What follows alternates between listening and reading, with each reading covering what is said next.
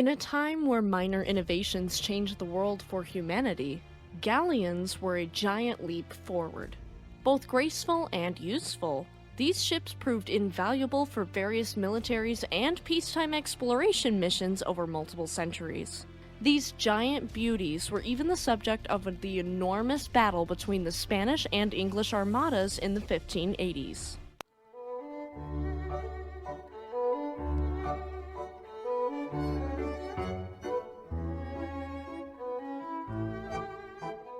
Welcome to Fast Facts Friday. My name is Eleanor. Just a quick disclaimer for a younger audience before we dive in. This story may be disturbing to some, so viewer discretion is advised. Okay everyone, let's get into it.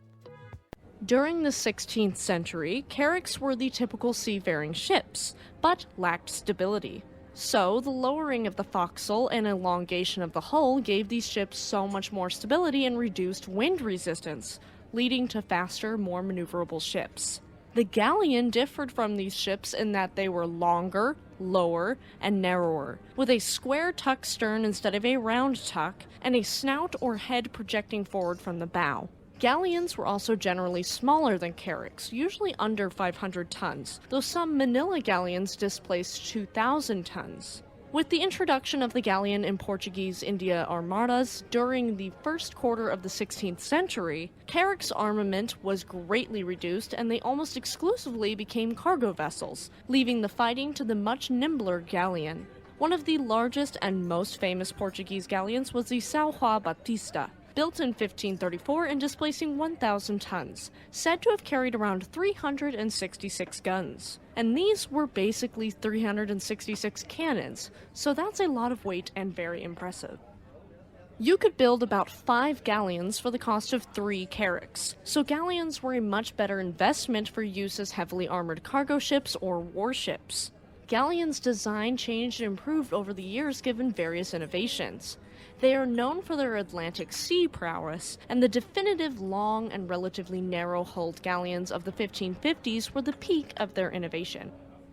Galleons, like all ships in this time, were solely powered by wind in their sails. Typically, they had an arrangement of sails on 3 or 4 masts, with a lateen sail continuing to be used on the last masts. Galleons were used both in trade and warfare, most famously in the Spanish treasure fleet, which was a convoy system of sea routes that linked Spain with its territories in the Americas, and the Manila galleons. Carracks were the leading role in early global explorations, though galleons played their part in the 16th and 17th centuries. Galleons were just so versatile that a single ship could be fitted for both wartime and peacetime roles several times over its life cycle. The galleon was the prototype of all square-rigged ships with 3 or more masts over 2.5 centuries, including the later full-rigged ship. The principal warships of the opposing English and Spanish fleets in the 1588 confrontation of the Spanish Armada and in the 1589 confrontation of the English Armada were galleons, with the modified English race-built galleons proving their great utility in combat. Meanwhile, the capacious Spanish galleons designed primarily as transports showed great endurance in these battles. Galleons were a huge change in the game, but you can't go wrong with the classics either. If you are enjoying this episode and want to hear more about ships, their careers, and their wrecks, check out our main show Shipwreck Sunday every Sunday night at 4 p.m. Pacific Standard Time. Okay, we've got the brief history on galleons, now let's look at their construction and notable features. Galleons were made of wood, primarily pine for the masts, oak for the keel, and various hardwoods for the hull and decking. The hulls were typically Carvel built, and the expenses involved in building galleons were massive. It took hundreds of expert tradesmen, including but not limited to pitch melters, carpenters, coopers, shipwrights, and blacksmiths. These tradesmen would work for months on end before a galleon was seaworthy. Due to the wages of all of these workers and the cost of the materials, they were very expensive. And to pay for these galleons, they were often funded by groups of wealthy businessmen who pooled resources for a new ship. Therefore, most galleons were originally built for trading, though the ones captured by rival states were often put into the military. Speaking of military service, in order to serve in the military, galleons needed guns, and more often than not, the guns used were usually a demi-culverin, which was a medium-sized cannon similar to, but slightly larger than a saker and smaller than a regular culverin. Some gun sizes were up to a demi-cannon, which was a medium-sized cannon similar to but slightly larger than a culverin and smaller than a normal 42-pound cannon. Unfortunately, galleons were at sea for long periods of time and had poor conditions on board for crew, so many of them would die at sea. Because of this fact, advanced rigging systems were developed so that the vessel could be sailed home by an active sailing crew that was a fraction of the size of the original. Now, galleons were beautiful ships, and they had a couple very distinguishing features that made them unique to other sailing vessels at the time.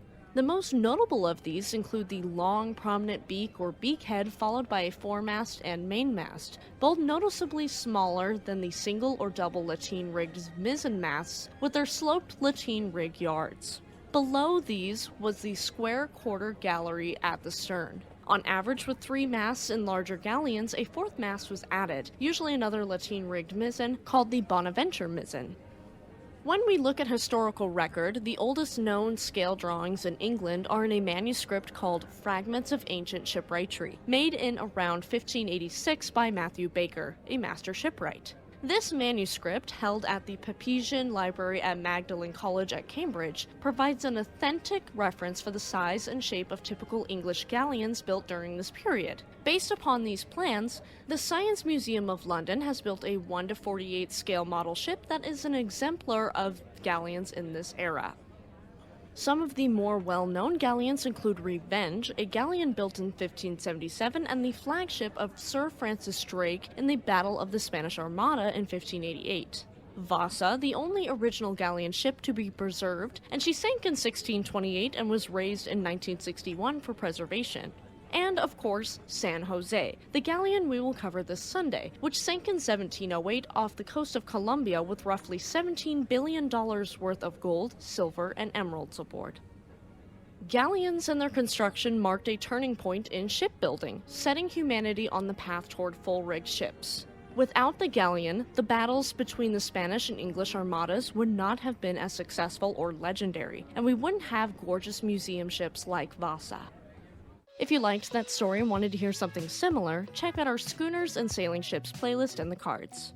Stay tuned this Sunday for the story of the galleon San Jose, a beautiful Spanish galleon lost off Colombia in 1708, heavily laden with various riches. Thank you for tuning into Fast Facts Friday. Have a lovely weekend, and we'll see you next time.